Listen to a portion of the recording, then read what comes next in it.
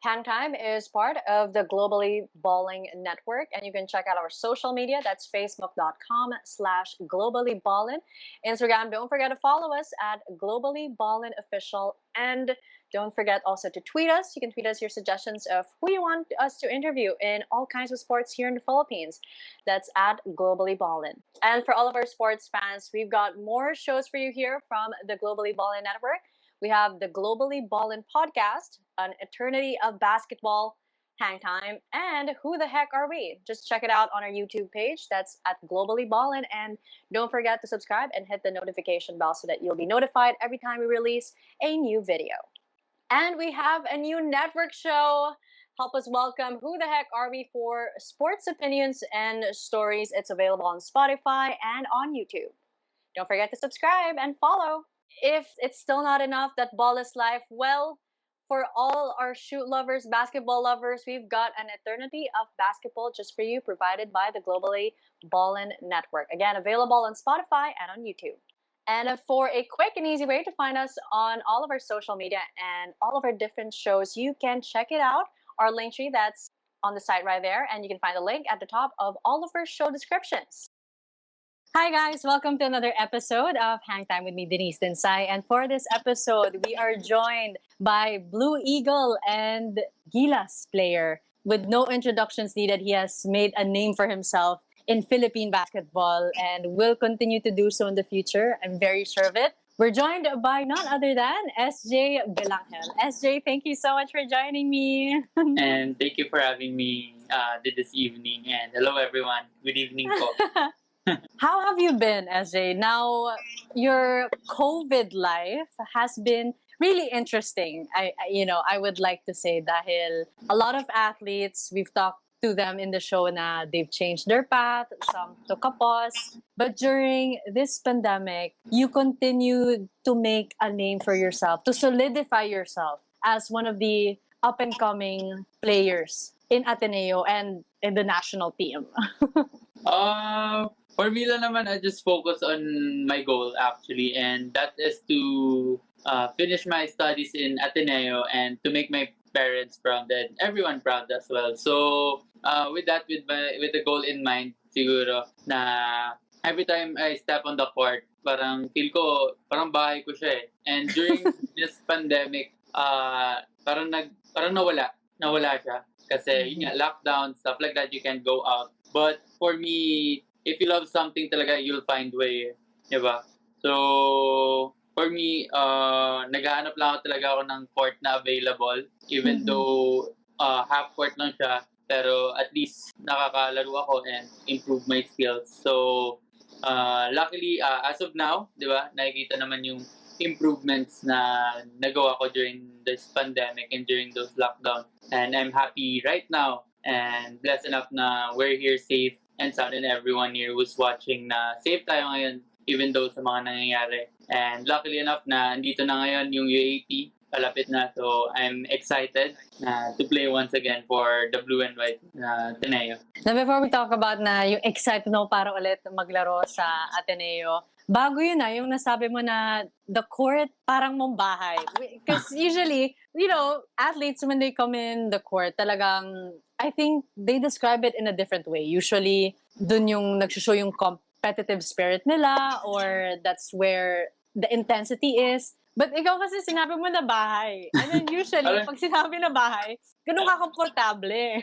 Yeah. Because since then pa lang, since nasa province ako back then, parang court lang talaga yung pinupuntahan eh. Even though na may mga kailangan gawin sa studies, pero hindi mo talaga maiiwasan na every time you're studying, yung utak mo nasa court pa rin. So, every time na may practice, feel ko parang safe na ako. Safe ako kapag andun ako and I'm too comfortable enough na to showcase my talent and anong binigay sa akin ni God. So, with that, for me, I described it as a home, a place where I can expose myself to a lot of things, and especially sa teammates ko, coaches, and everyone na mga nasa court. So, for me, bahay ko yung court. So, yeah.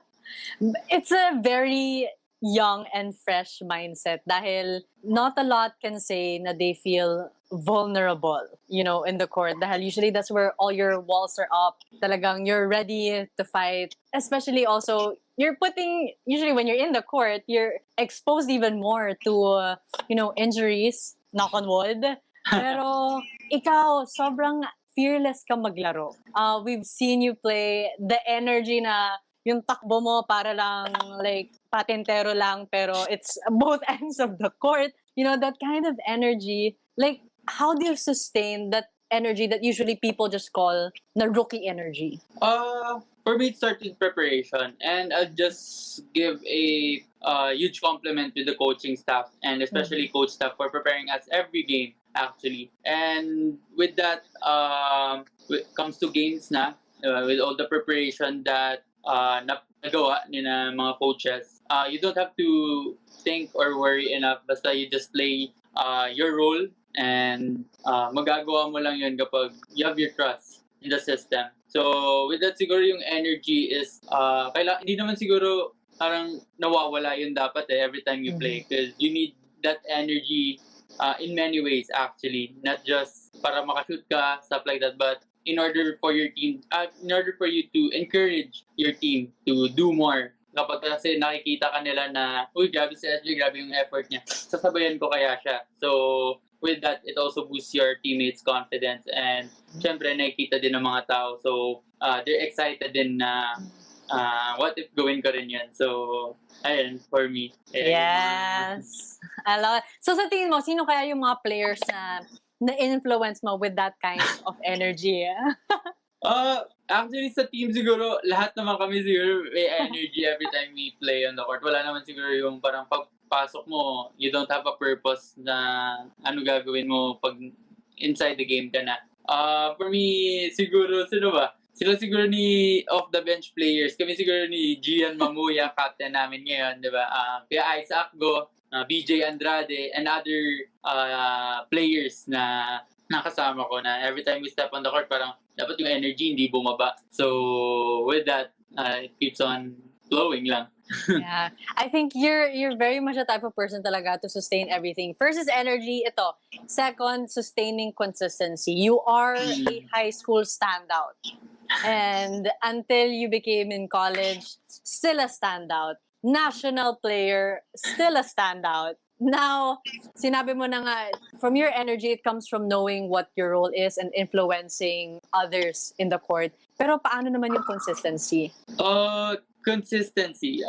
It starts in yourself actually. If you believe na kaya mo, your body will follow. Because hirap kasi kapag yung mindset mo wala sa focus Parang iba yung naiisip mo every time you step in the court. So with that, you tend to lose track kapag ano yung kailangan gawin. And with that, nawawala yung consistency. So yan yung parang pinipreach ng every coaches na every time you step on the court, you just have to do your role kapag ano pinapractice. And with that, the game will follow. And di kayo naghahabol sa laro mo na kailangan ko pumuntos ng ganito, kailangan ko mag-assist, kailangan ko mag-depensa. But every time you step on the court na, you know everything na sa rules mo. And susunod lang yung laro mo. And with that, siguro, that's why consistent ako every game because I know my role and alam ko yung pinapatakbo sa akin ng coaches. Now, let's talk about your stint sa Gilas. I know you're part of the under-16, but something more recent, which was just, I don't know. The time now is pretty jumbled because of the pandemic. So, hindi ko alam kung last year. But going against all of those strong teams and you guys were very much aware that you're a college team. I don't know, hindi ka ba naging nervous na, shucks, parang hindi ba kami sobrang na-excite? Like, aren't we being OA, overachievers? For us actually, kasi I'll give credit again to the coaches actually for preparing us. And actually, yung mga meetings is very important yun na knowing na we're a college pro player, we are young pro players, ganun na represent the country. So parang kailangan alisin yun yung young pro athletes. Kailangan isipin namin pro na talaga kami. And with that, I'll give credit to the coaches for preparing us in every game na pagsabak namin. And especially in our first game against Korea, yun nakita naman kung gaano kami in-experience compared to them. Kasi sila, tagal na nilang magkasama eh. Kami, ilang months na magkakasama and magkakalaban pa kami dati. So, ayun. And siguro hindi rin may iwasan yung starstruck, especially yung game against Serbia, especially knowing na you're against an NBA player and yung Euro MVP na idolize namin lahat. Diba? So, hindi talaga may iwasan yung mga ganon. Pero, I give credit to the coaches for preparing us each every game na hindi na namin kailangan ma-starstruck or maging kabado kasi every time step on the court, kailangan alam namin ano gagawin. And we just want to make everyone proud, especially the Philippines and the Filipino people na who is watching. Nabubawi kayo nga sa experience ng mga ibang countries with the coaching staff that you have, Coach Staff, and Coach Sans. But when it comes to chemistry, paano nyo nagawa to bond with each other? You know, despite the pandemic, despite na sinabi mo nga na magkakalabang kayo dati. And to rush that kind of chemistry because parang it was only for a short amount of time compared. True. Yeah. Yun talaga yung wino-worry namin actually kapag gagana ba to kasi may mga players na dati, di ba, magkaaway and ngayon kinall up sila sa Gilas. Makikita pa rin na meron din tensions and makikita talaga yun in the first few weeks na naglalaro kami as in, Still, anong tensions? Grabe. Yung tension talaga na isipin parang mag-aaway na lang kayo sa court. Parang ganun. Kasi hindi talaga maiwasan yung rivalries of each players. Yeah. And you're fighting for your spot actually and yun yung pinakamalala kasi you don't know whether ikaw ba sasali or hindi. So every time na you practice, kailangan may purpose ka. And with that, doon na rin siguro na-build yung chemistry namin sa pag-aaway namin. Diba, sabi nga, may kasabihan nga, the more you hate, the more you love. So, oh my with that, after practices, pinag-uusapan, pinagtatawanan, tatawanan. So, doon na nag-build yung chemistry every time na after practice. Because hindi rin kami makapunta sa each rooms back then eh. Kasi it's one per room lang. So, the only time na magsama-sama kami is meetings and practices. So, with that, doon na nangyayari yung chemistry namin. Sige, ikaw na nag-bring up ng the more you hate, the more you love. So, out of all your teammates, sino yung pinaka, hindi man hate, pero naging competitive ka, pero ngayon love na love mo na? Actually ako tipong tao kasi hindi naman ako yung parang palaway. Ako yung tipong jolly lang na okay, just go with the flow, masayang tao na pero when it comes siguro sa competitive nature, I'll go with Kuya Matt neto. Kasi we know Kuya Matt, grabe talaga yung competitive na.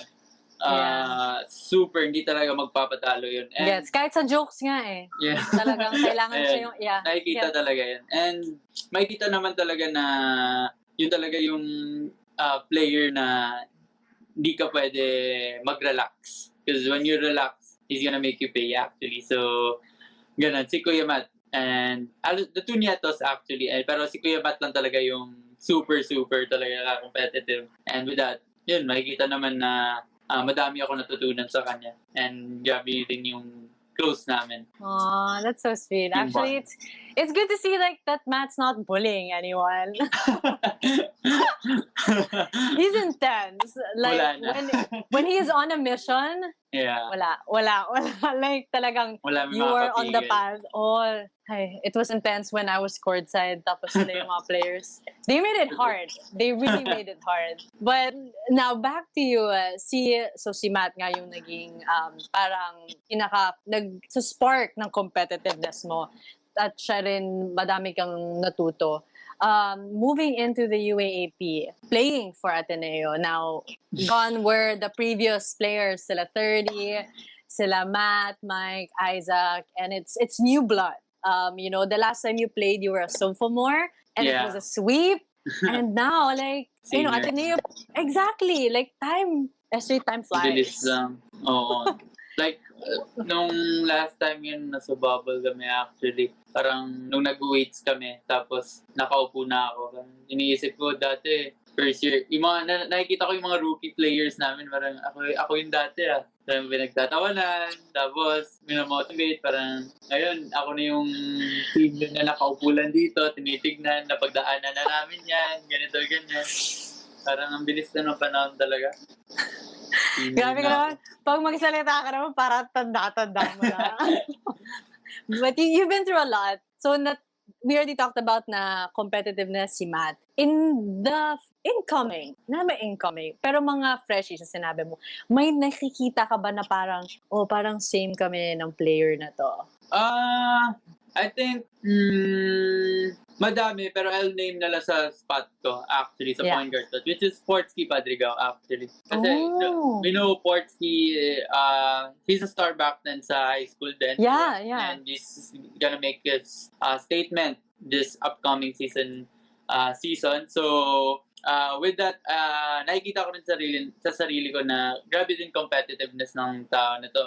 And iba talaga yung command niya is the leadership na meron na siyang leadership itself eh. Yung competitive na lang na talaga na hindi magpapatalo. And with that, I think matututo din siya. Yeah, para sa Kuya Matt, sa akin, natuto din ako sa kanya being competitive and being a leader. And for me right now, with me and Kuya Tai, I think matututo din siya. Kuya Tyler Tio. So, ayan. I wanna ask, do you think like the 5 feet could make a return? Pero sige, let's not get our hopes up. Let's manage it. Let's not jinx it. Even if I'm rooting for it, of course. But what's in store for the Ateneo Blue Eagles this season? So many new players that haven't played recently. I wouldn't go into the specifics naman of how's the system, but coming into a new UAAP season, as cliche as it may sound, but what can we expect from the Ateneo Blue Eagles? I think right now, knowing na wala na yung mga super seniors talaga namin, so it's a new breed. It's a old but still young guys, yung mga leaders. So, for us, siguro, ano ba ma-explain sa team namin yun? It's new and exciting na lang siguro. We'll see on March 26 na lang. Yun na lang siguro for safe answer. Yeah, pero I think it's gonna be exciting. It's gonna be exciting talaga knowing na back then yung finorm ni Coach Tab na core is nung pagkapasok ni Coach Tab, hindi naman agad super players agad yung players. Yeah. They have the rookie Matt Nieto, Mike Nieto, di ba? Hindi naman rookie pero mga sophomore pa lang sila siguro. Yeah. And sila Rafi, returning third year Ravenna back then. So, Isaac go. Hindi naman binild agad ni Coach Tab yung team as a super team agad. May dami rin din sila pinagdaanan. And right now, I think ganun din sa amin. So madami rin kayong pinagdadaanan. Actually, super dami na. In a span of ilang months lang. Dami na talaga kami pinagdaanan. Yeah, you have to rush experience eh. Parang ganun talaga si Coach Tabe. Immediately turning boys into men. That is his boot camp. But, it delivers and it makes Ateneans alumni happy, the fans. So, it works. But for you, like, you are, as you mentioned, a senior. Future plans for SJ Belangel? Do you see yourself continuing to play for the blue and white? Too early to tell ba? Too early? I have 3 years left. So, for me, I would love to play for the blue and white pa naman. Pero, diba, we never know what's gonna happen. Diba? For example, the pandemic talaga. Grabe talaga yung pandemic. Grabe yung result sa pinagdaanan namin, each players, not only me but everyone who plays basketball. And madami nga, as kanina sabi, na madaming paths na nagiba. And right now, sobrang daming questions pa rin. Even though I have this 3 years pa na natira, diba? So, for me, it's unsure pa. I would love to play for the blue and white, syempre. And gusto ko talaga graduate sa Ateneo. That's my dream. For sure you will naman. You're a senior, you're graduating na rin. We're all rooting for that. But any teams, I guess, this UAP season that you're looking forward to play against? And after teams, specific player na talagang kahit hindi pa namin siya narinig pero ikaw narinig mo na. For me, exciting actually halos lahat. Halos lahat ng team. Actually, SJ, you have to pick one. I'll pick one. Sige. Yung pinaka-exciting. I think for me, it's RJ. FPU. RJ Berrentos. It's one of my closest friends sa Gilas. And yun nga, since nung nawala si Kuya Matt, siya na yung parang super kasama ko lagi. So, eto, sa labas, broskies, pero pagdating sa, alam naman, pagdating sa part, wala ng kaibigan. So, I'm excited na to play against FEU, and especially siguro, lumabas na nga na, yung games, actually, UP yung first game, so, super excited din ako dun. So, I know, and sila CJ is gonna be there. yeah, Richie, and many more recruits. Especially Carl Tamayo. Ayan, si Carl, isa pa yun. Makulit yun. So, excited na ako na before game na magkikita kami ulit magpupulitan. So, we'll see. Can you differentiate to us, I guess, yung difference of really playing for the UAAP and playing, for the national team? Because a lot have described na talagang iba yung feeling ng playing for the UAAP. So, ikaw, as someone who's always energetic, who's very consistent, and as a player, what is it about, I guess, the UAAP that it stands out a lot, and it's the memory that, a lot of players look back on in their career?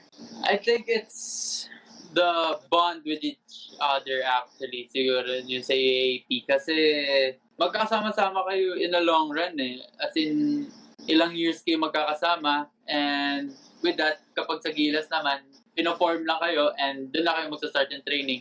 Whereas sa Ateneo naman, sa UAAP naman, it's long-term kayo nagkasama, and you've been through ups and downs during practices, during games, then during this pandemic, di ba? Puro na kayo chat lang. And with that, yun yung mga nakakamiss. And especially right now, na kakabalik na namin, di ba, sa trainings. Mamimiss namin yung mga journey namin, yung mga katuan and stuff. And naman, syempre, hindi talaga maiwasan yung crowd ng UAAP, actually. So, and bubble. So, yun na yung sa Gilas kasi wala namang bubble sa Gilas and chance, di ba? So, yun talaga yung nakakaba sa UAAP, and you're together as a family. So, sana may fans na.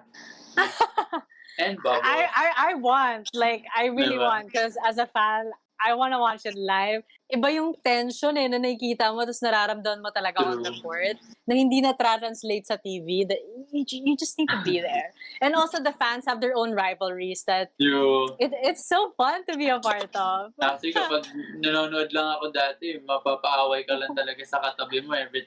For example, rival yung katabi mo. Diba? Palakasan na lang ng loob. Especially sa upper deck ako eh. Gusto ko upper deck. Intense kasi ako eh. Doon mas intense. No! Actually, ang pinaka-intense is either patron or upper deck. Kasi, doon sa patron, nandun na yung mga titos. Nandun na mga titos at Manila. Ako upper deck. Umiinit na eh. Nagtatapon na ng mga plastic bottles. Sa patron kasi makikita, yung mainit lang doon, feel ko yung kapag tumayo ka sa harap, tapos hindi na makikita yung pinapaupo mo.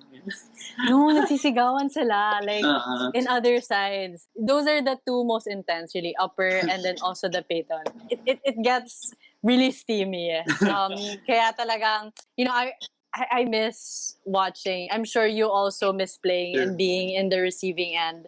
But actually, you're in a good path right now. Good doesn't even cover it.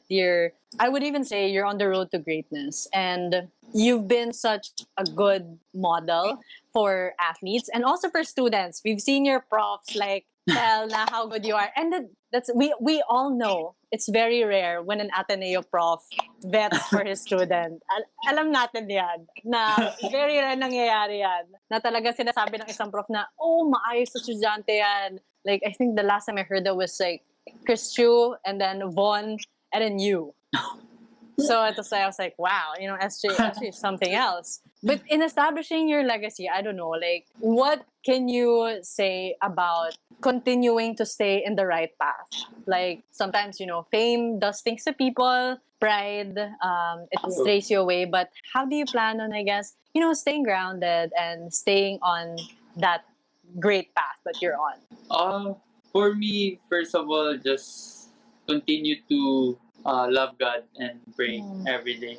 Importante talaga yan. And secondly is surround yourself with positive people and refrain from those people na negative. Pero you still need negative people in life in order for you to improve yourself as well, di ba? And with that, yung mga negative people, don't parang shoo them away. You need to bring them up as well. Di ba? Aww. Para lahat tayo pantay-pantay. And with that, you just need to surround yourself with good people actually and love them because mahirap na you're leaving a person behind na may galit sa'yo actually.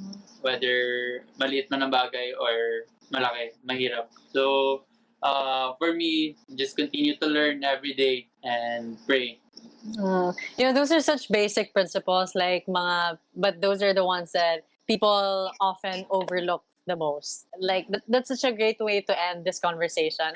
But before we end it, I guess maybe a message to your fans. Like I've seen also once UAAP starts, you're gonna see all the posts on Instagram. Tapos ngayon may TikTok na rin. Twitter will be alive. Yeah, So, Twitter will be alive. Actually, dead na yun yung Twitter. Pero umaangat na ngayon. Bumabalik yung Twitter today. Babalik na yan now that UAAP is back. So anong Yeah. masasabi mo sa mga lahat na sumusuporta sa'yo at susuporta this upcoming UAAP season?